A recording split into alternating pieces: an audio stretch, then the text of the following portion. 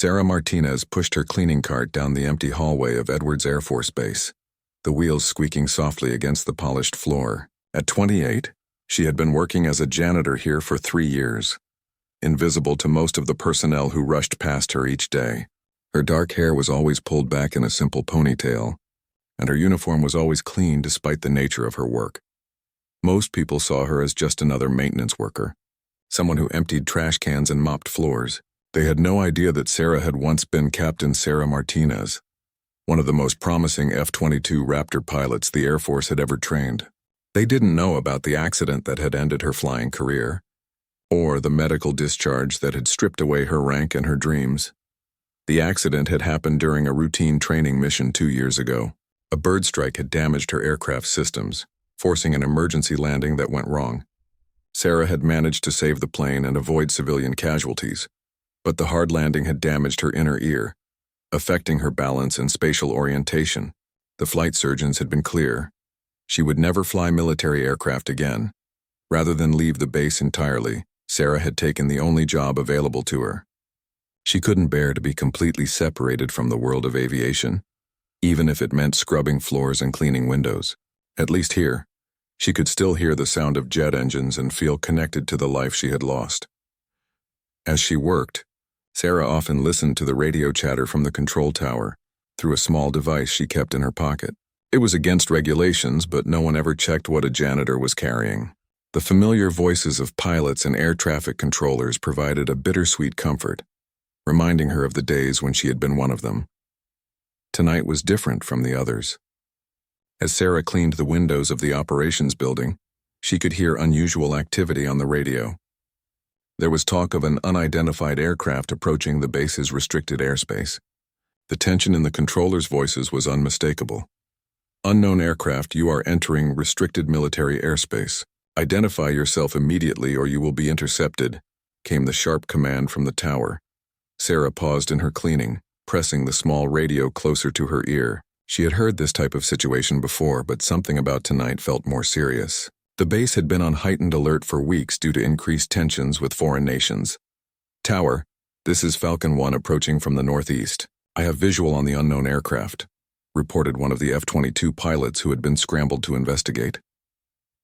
Sarah's heart raced as she listened. She knew that call sign. Falcon 1 belonged to Lieutenant Jake Morrison, a pilot she had trained with before her accident. He was skilled but still relatively inexperienced compared to what she had been.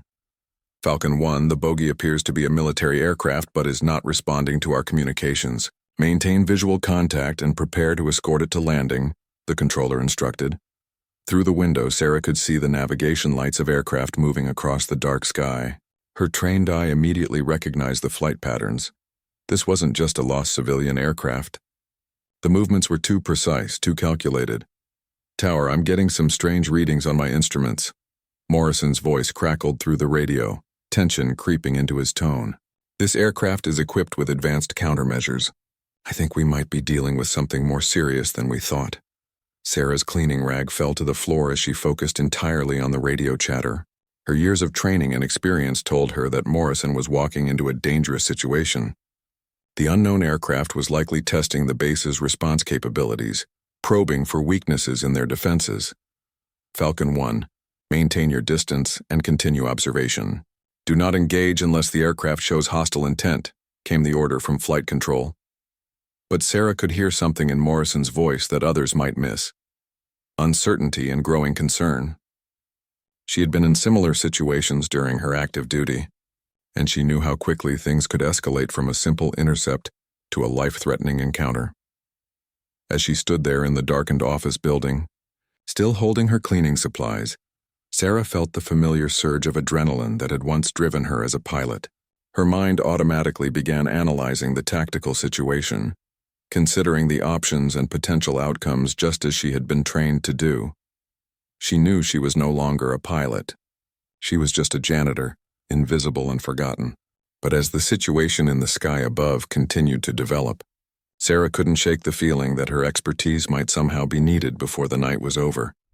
The radio crackled again with Morrison's voice, and this time Sarah could hear the unmistakable sound of stress in his communication. Something was going very wrong up there, and she was the only one on the ground who might understand exactly what that something was. Tower, Falcon 1 is experiencing system malfunctions. My radar is being jammed and I'm losing instrument readings. Morrison's voice came through the radio with barely controlled panic. Sarah pressed closer to the window, her cleaner's uniform forgotten as her pilot instincts took over. She could see the aircraft lights moving erratically in the distance, and she knew Morrison was in serious trouble.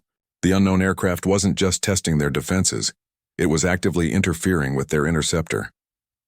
Falcon 1, return to base immediately. We're scrambling Falcon 2 as backup, the controller ordered, but Sarah could hear the concern in his voice too. Negative, Tower. I can't get a clear heading. My navigation systems are completely scrambled, Morrison replied, his voice tight with stress. Sarah's hands clenched into fists. She had experienced similar electronic warfare tactics during her active duty, and she knew exactly what Morrison was facing. The unknown aircraft was using sophisticated jamming equipment to blind the F-22's sensors, leaving the pilot flying nearly blind in dangerous airspace. Tower, I'm getting multiple false contacts on my screen.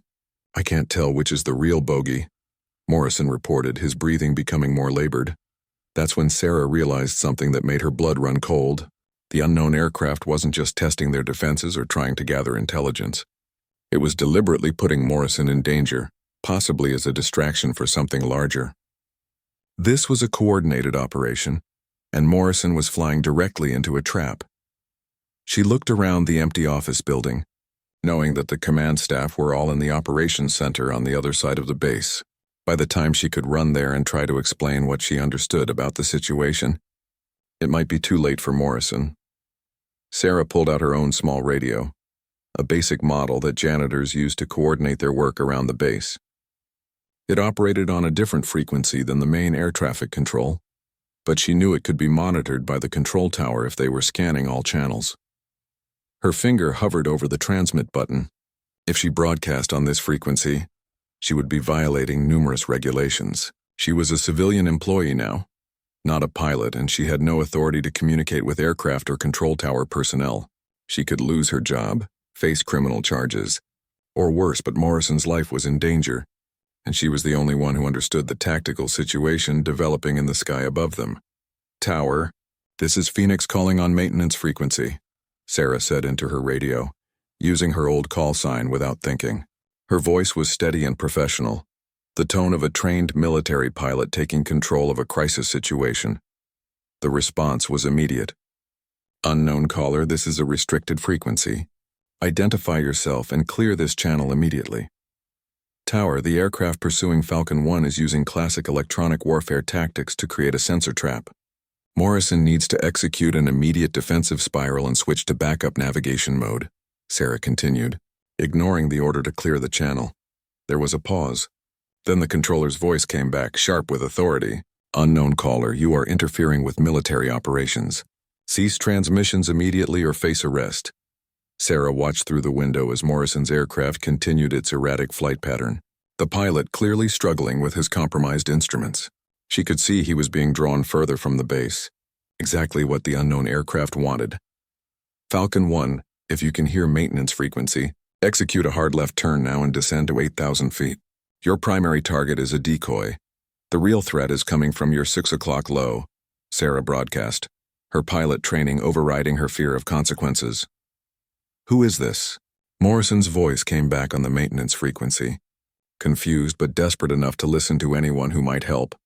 Execute the turn now, Falcon 1. Trust me on this, Sarah replied, her voice carrying the unmistakable authority of someone who had been in combat situations before. Through the window, she watched Morrison's aircraft begin the defensive maneuver she had suggested. Almost immediately, his radio communication became clearer as he moved away from the jamming field that had been disorienting him. Tower, my instruments are clearing up. I have visual on 2 aircraft now. The original bogey and another one that was masked behind it, Morrison reported, his voice steadying as he regained control of the situation. Sarah allowed herself a small smile of relief, but she knew the crisis wasn't over.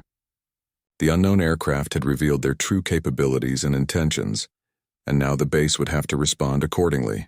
More importantly, someone in the control tower was going to want to know exactly who had been giving unauthorized instructions to their pilot. She looked down at the radio in her hand, knowing that her anonymous intervention had probably saved Morrison's life, but had also exposed her own secret. After 3 years of invisibility as a janitor, Phoenix was about to resurface whether she wanted it to or not. Admiral Robert Harrison was reviewing intelligence reports in his office when the commotion started. As the base commander, he had been monitoring the situation with the unidentified aircraft, but the sudden appearance of an unknown voice on the maintenance frequency had changed everything. "Sir, we need you in the control tower immediately," his aide announced, bursting through the office door with barely concealed excitement. Harrison, a veteran of 30 years in the Air Force, had seen enough unusual situations that very little surprised him anymore. But as he made his way to the control tower, he could sense something different in the air. The entire staff seemed energized, talking in hushed tones about what had just happened. "What's the situation?" Harrison asked as he entered the control room, where several controllers and technicians were gathered around the radio equipment. "Sir, about 10 minutes ago, an unknown person began broadcasting tactical instructions to Falcon 1 on the maintenance frequency," reported Master Sergeant Collins, the senior controller. "Whoever it was had detailed knowledge of advanced combat tactics and electronic warfare countermeasures." Harrison frowned. "Civilian contractor?" "No, sir, that's what makes this so unusual. The voice used the call sign Phoenix and demonstrated knowledge that could only come from someone with extensive F-22 experience." Collins continued. "The instructions saved Lieutenant Morrison's life.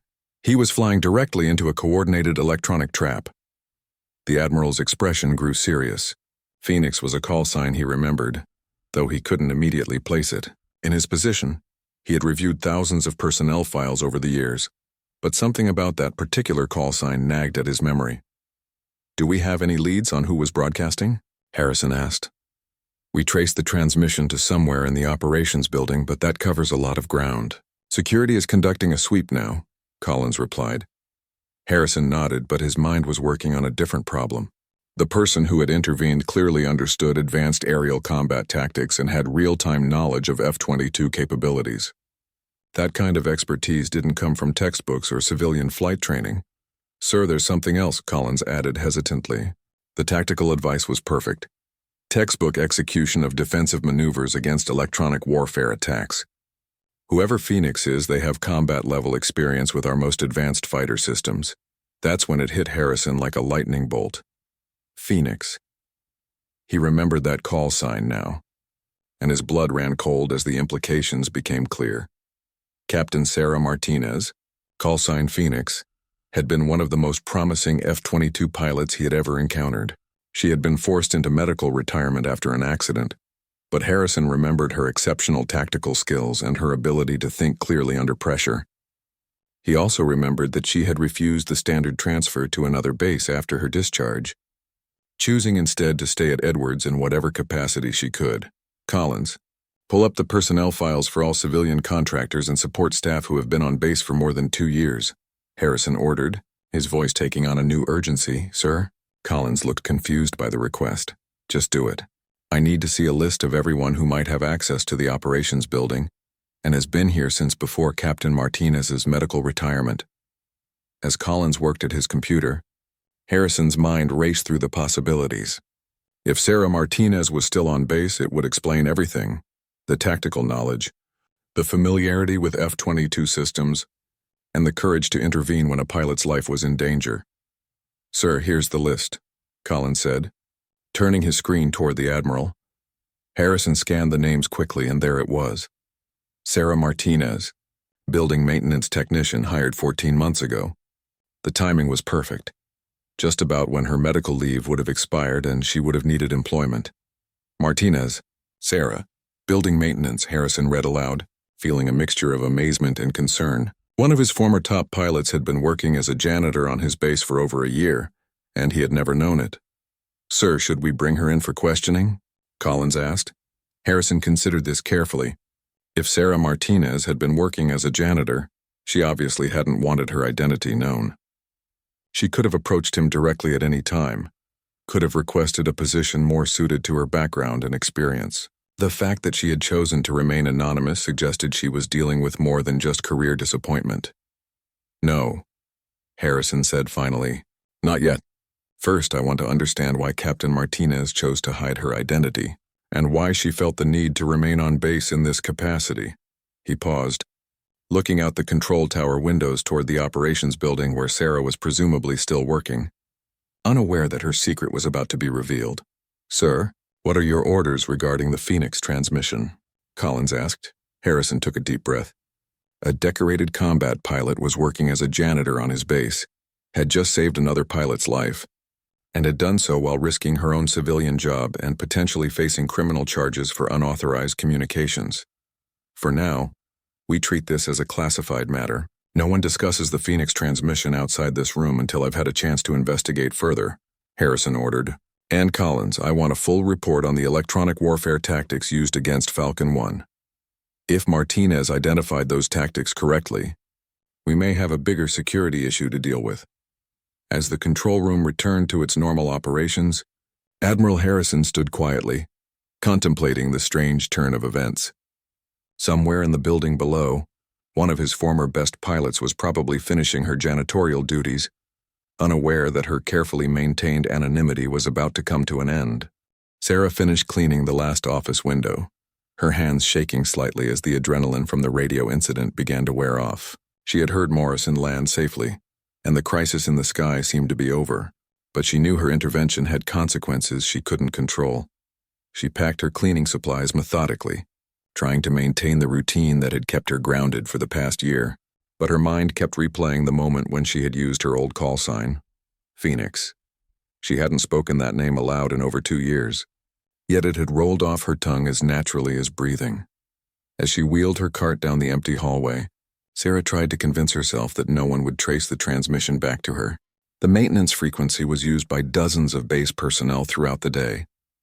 She could claim she had been worried about the pilot and had made a lucky guess about the defensive maneuvers, but deep down, she knew better. The specific tactical knowledge she had displayed would raise questions, and it wouldn't take long for someone to start investigating who on base had the background to provide such detailed instructions. Sarah was so lost in thought that she almost missed the sound of footsteps approaching from behind. When she turned, she saw Colonel James Peterson, the base security chief, walking toward her with purposeful steps. "Excuse me, Ms. Martinez," Peterson called out, his voice professionally courteous but carrying an undertone of authority that made Sarah's stomach clench. "Yes, sir," Sarah replied, stopping her cart and turning to face him fully. Her years of military training automatically kicked in, and she stood straighter despite her civilian clothes. "I wonder if I could have a word with you. There was an incident tonight involving unauthorized radio communications, and we're speaking with anyone who might have information," Peterson said, studying her face carefully. Sarah felt her heart rate increase, but she kept her expression neutral. "Of course, Colonel. I was working in the operations building tonight, but I didn't notice anything unusual." Peterson nodded slowly. "Were you carrying a radio during your shift tonight?" "Yes, sir. Standard maintenance radio for coordinating with other custodial staff," Sarah replied, patting the device clipped to her belt. "I see. And you didn't happen to hear any unusual chatter on the radio frequencies tonight? Any conversations that seemed out of place?" Sarah hesitated for just a moment, weighing her options. She could continue to lie, hope that the investigation would lead nowhere, and try to maintain her anonymity, or she could tell the truth and face whatever consequences came with revealing her identity. "I heard some of the air traffic control communications," she admitted finally. "It sounded like there was some kind of emergency with one of the aircraft." Peterson's eyes sharpened slightly. "Did you hear anything else? Any communications that weren't coming from the control tower?" This was it. Sarah realized that Peterson already knew more than he was letting on, and continuing to lie would only make things worse when the truth eventually came out. "Colonel, if someone used the maintenance frequency to help that pilot tonight, they probably saved his life," Sarah said carefully, not quite admitting to anything but not denying it either. "That's an interesting perspective. Ms. Martinez, what makes you think the pilot needed saving?" Sarah looked at Peterson for a long moment, recognizing the careful way he was asking questions. He wasn't fishing for information. He was testing her knowledge and her honesty. "Because I know what electronic warfare jamming sounds like when a pilot reports it," she said quietly. "And I know what happens to inexperienced pilots when they get caught in a sensor trap." Peterson's expression didn't change, but Sarah could see something shift in his eyes. That's very specific knowledge for a maintenance worker to have. Yes, sir, it is. They stood in silence for several seconds, the weight of unspoken truths hanging between them. Sarah knew that her carefully constructed new life was crumbling around her, but she also felt a strange sense of relief. She was tired of hiding, tired of pretending to be someone she wasn't. Ms. Martinez, I think you should know that Admiral Harrison would like to speak with you, Peterson said finally. Sarah's breath caught. Admiral Harrison was the base commander, and if he wanted to see her, it meant her identity was no longer a secret. She had worked so hard to remain invisible, to avoid drawing attention to her past or her medical discharge. When? She asked, her voice barely above a whisper. Now, if you're available. He's waiting in his office. Sarah looked down at her janitor's uniform, suddenly conscious of how she must appear. The last time she had spoken with an admiral, she had been wearing pilot's wings and captain's bars. Now she was dressed in work clothes, carrying cleaning supplies, and about to explain why she had been hiding her identity for over a year. Colonel, am I in trouble? She asked. Peterson's expression softened slightly. Ms. Martinez, I think tonight you may have reminded some people why you earned your wings in the first place. The Admiral doesn't seem angry. He seems curious. As they walked together toward the command building, Sarah felt as though she was walking toward a crossroads. Whatever happened in Admiral Harrison's office would determine whether her past as Phoenix was truly behind her, or whether it was about to become her future once again. The sound of her cartwheels echoing in the hallway seemed to mark the end of one chapter of her life and the uncertain beginning of another. Admiral Harrison looked up from his desk as Colonel Peterson escorted Sarah into his office. The woman standing before him bore little resemblance to the confident fighter pilot he remembered from personnel files and mission reports. Her shoulders were set in the rigid posture of someone expecting punishment, and her civilian clothes seemed to diminish her somehow. Captain Martinez, Harrison said, deliberately using her former rank as he gestured to a chair across from his desk. It's just Sarah now, sir. I was medically discharged, she replied, sitting stiffly and keeping her eyes focused on a point just over his shoulder. Harrison studied her for a moment, noting the way she held herself and the careful control in her voice. This was not someone who had accepted her circumstances easily. Sarah, then. Though I have to say what I witnessed tonight suggests that Captain Martinez is still very much present, Harrison said, leaning back in his chair. Colonel Peterson tells me you've been working as a janitor on my base for 14 months. Yes, sir. And in all that time you never thought to approach me directly? Never considered that your experience and expertise might be valuable in other capacities? Sarah finally met his eyes, and Harrison saw a flash of the fierce determination he remembered from her service record. Sir, I was medically discharged for a reason. I can't fly military aircraft anymore. My inner ear damage makes me unsuitable for pilot duties, she said, her voice steady but with an underlying current of pain. That doesn't answer my question. There are numerous positions on this base where your knowledge and experience would be invaluable. Training, intelligence analysis, tactical planning. Why choose janitorial work? Sarah was quiet for a long moment, and Harrison could see her struggling with something internal. When she finally spoke, her voice was softer, more vulnerable. Because being here, even as a janitor, meant I was still part of this world. I could hear the jets taking off, listen to the radio chatter, feel connected to something I loved even if I couldn't participate in it anymore, she said. I thought if I took a position that required my background, it would be a constant reminder of what I'd lost. At least as a janitor, I could pretend I was choosing to be invisible. Harrison felt a pang of understanding. He had seen this before. Pilots who couldn't accept the end of their flying careers, who found ways to remain connected to aviation even in diminished roles. And tonight? He asked gently. Tonight I heard a pilot in trouble, and I couldn't just stand by and listen to him get killed when I knew how to help. Sarah replied, her voice gaining strength. I know I violated regulations, sir. I know I could face criminal charges for interfering with flight operations. But I'd do it again. Harrison leaned forward, his expression growing more serious. Sarah, what you did tonight wasn't just helpful, it was brilliant. Lieutenant Morrison confirms that your tactical assessment was exactly right. The unknown aircraft was using coordinated electronic warfare to mask a secondary threat, and your instructions got him out of a trap that could have resulted in the loss of an aircraft and pilot. Sarah looked surprised by his praise, as if she hadn't expected anything but condemnation for her actions. However, Harrison continued, the incident raises some significant questions about our security protocols and threat assessment capabilities. We were caught off guard by tactics that you recognized immediately. Sir, those weren't new tactics. We've seen similar electronic warfare techniques in overseas operations for years. The difference is that they're being used in domestic airspace now, which suggests a significant escalation in whoever is testing our defenses. Harrison nodded grimly. Which brings me to why you're really here. Sarah, I have a proposition for you. Sarah straightened in her chair, her expression becoming more alert.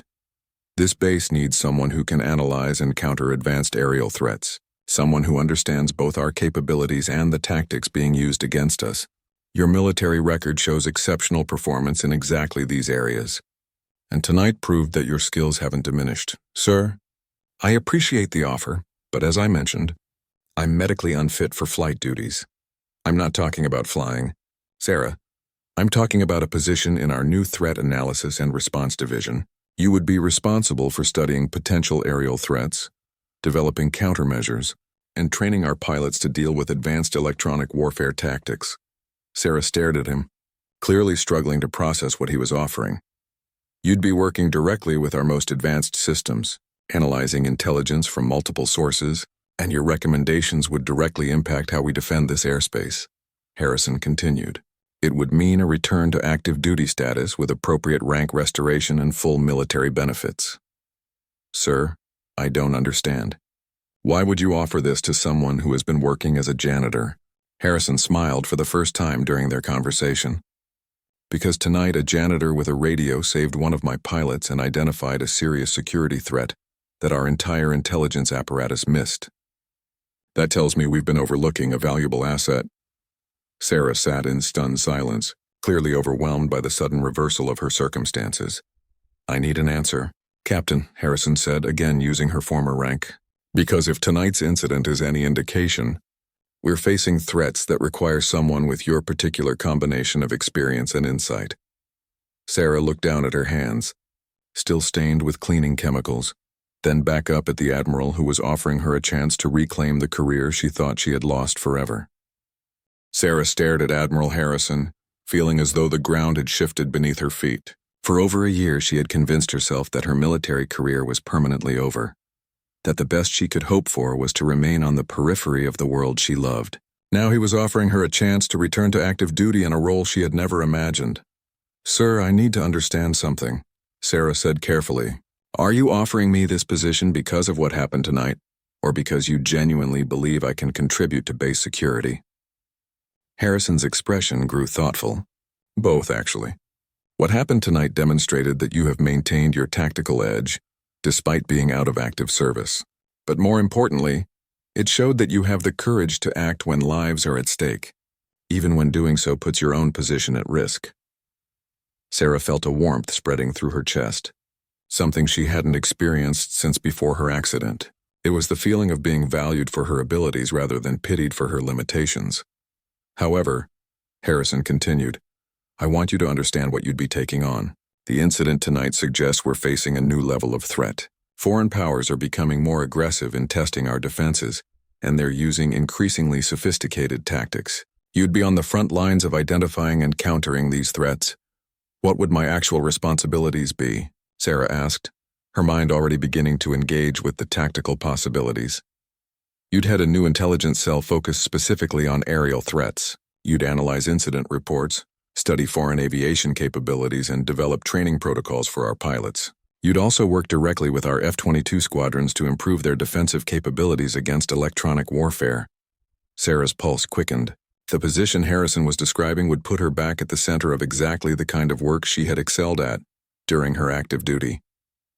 And the medical restrictions, she asked, wouldn't apply. You wouldn't be flying, so your inner ear condition is irrelevant. The flight surgeons would need to clear you for general duty. But based on your performance tonight, I don't anticipate any problems. Sarah stood up and walked to the window, looking out at the flight line where F-22s sat in their hangars. She could see maintenance crews working under the bright lights, preparing aircraft for tomorrow's missions. For so long, she had watched this activity as an outsider, But now Harrison was offering her a chance to be part of it again. "Sir, there's something else I need to tell you," Sarah said, turning back to face him. "The reason I took the janitorial position wasn't just about staying connected to aviation. I was also dealing with depression and anxiety related to losing my career. I wasn't sure I was mentally ready for a position of responsibility." Harrison nodded appreciatively. "I respect your honesty, Sarah. How do you feel about that now?" Sarah considered the question carefully. "Tonight, when I heard Morrison in trouble, all of that disappeared. I felt focused and clear-headed in a way I haven't in 2 years. It reminded me of who I used to be before the accident. And who was that? Someone who was good at her job, sir. Someone who could make decisions under pressure and help keep people safe." Harrison smiled. "That's exactly who we need in this position." Sarah felt tears threatening at the corners of her eyes, but she blinked them back. She had spent so long believing her useful military career was over that the possibility of redemption felt almost overwhelming. "There's one more thing," Harrison said. "If you accept this position, you'll be working closely with the pilots you'll be training. That includes Lieutenant Morrison, who specifically requested to thank you personally for saving his life tonight." Sarah's breath caught. The idea of working directly with active pilots, of being able to share her knowledge and experience to keep them safe, felt like a gift she didn't deserve. "Admiral, what rank would I hold?" she asked. "We'd restore you to captain initially, with the understanding that promotion to major would be reviewed within 6 months based on performance. Your new position would eventually carry the authority of a lieutenant colonel." Sarah walked back to her chair and sat down, looking directly at Harrison. "Sir, I want to accept, but I need to know that this isn't charity. I need to know that you believe I can actually do this job." Harrison's expression grew serious. "Sarah, tonight you identified a coordinated electronic warfare attack that our entire intelligence apparatus missed. You provided tactical guidance that saved a pilot's life and potentially prevented the loss of a multi-million-dollar aircraft. You did this while working as a janitor, with access to nothing but a maintenance radio and your own experience." He leaned forward, his voice carrying the weight of command authority. "If you can do that much with so little, I can only imagine what you'll accomplish with proper resources and authority. This isn't charity, Captain. This is me recognizing talent that has been wasted for too long." Sarah felt the last of her resistance crumble. The man sitting across from her wasn't offering her a consolation prize or a ceremonial position. He was giving her a chance to return to meaningful service, to use her skills and experience to protect the pilots who were now doing the job she once did. "When would you need my answer, sir?" "I need it now, Sarah. Tonight's incident is just the beginning. We need to start building our response capabilities immediately." Sarah looked down at her janitor's uniform one last time, then back up at Admiral Harrison. "Then yes, sir. I accept." 6 months later, Captain Sarah Martinez stood in the briefing room of the newly established Threat Analysis and Response Division, addressing a group of F-22 pilots about advanced electronic warfare countermeasures. The room was filled with some of the Air Force's best pilots, all listening intently as she explained the tactical scenarios they might face. "The key to surviving an electronic warfare attack is recognizing it early," Sarah explained, using a laser pointer to highlight radar signatures on the projection screen. "The enemy will try to overwhelm your sensors with false information, but there are always telltale patterns you can learn to identify." Lieutenant Morrison, now fully recovered from his encounter 6 months earlier, raised his hand.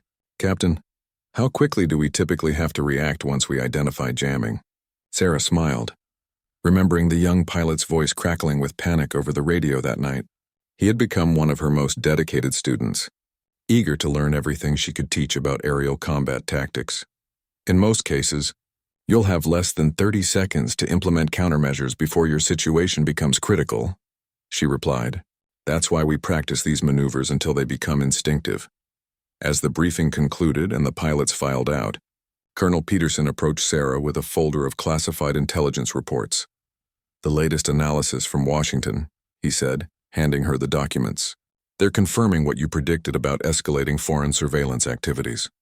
Sarah scanned the reports quickly, her trained eye picking out the key details. The electronic warfare tactics she had identified that night 6 months ago were now being documented at air bases across the country. Her analysis and training protocols had been distributed throughout the Air Force. helping pilots nationwide recognize and counter similar threats. Any immediate concerns for Edwards? Sarah asked, noting several incidents that bore similarities to Morrison's encounter. Nothing urgent, but Admiral Harrison wants your assessment by tomorrow morning. There's talk of expanding your division and possibly implementing your training protocols at NATO bases as well. Sarah nodded, feeling a familiar surge of purpose. The work she was doing mattered, and the recognition from higher command validated everything she had hoped to accomplish when she accepted Harrison's offer. As Peterson left, Sarah gathered her materials and headed toward her office. The space was a far cry from the janitor's closet where she used to store her cleaning supplies. Now she had access to classified intelligence, advanced computer systems, and direct communication with Air Force installations around the world. Her phone buzzed with a text message from Admiral Harrison. Major Martinez, please see me in my office when you have a moment. Important news to discuss. Sarah stopped walking, staring at the message. Major Martinez. Her promotion had come through ahead of schedule. Recognition for the significant impact her division had made on base security and pilot safety. As she walked toward Harrison's office, Sarah reflected on the incredible journey that had brought her here. A year ago, she had been invisible, forgotten, convinced that her useful career was over. Tonight, she would go home to an apartment filled with commendations, training manuals, and tactical analyses that bore her name. But more importantly, she would go home knowing that pilots like Morrison were safer because of the work she was doing. The electronic warfare tactics that had nearly killed him were now standard training scenarios, and every F-22 pilot in the Air Force knew how to counter them. When she reached Harrison's office, she knocked and entered to find him reviewing what appeared to be official orders. "Congratulations on your promotion, Major," Harrison said, standing to shake her hand. "Though I have a feeling this conversation is going to lead to an even bigger change in your career." "Sir?" Harrison handed her the documents he had been reading. "The Pentagon wants to establish a new electronic warfare defense center. They're offering you the position of director, with the rank of lieutenant colonel and authority over a staff of 50 specialists."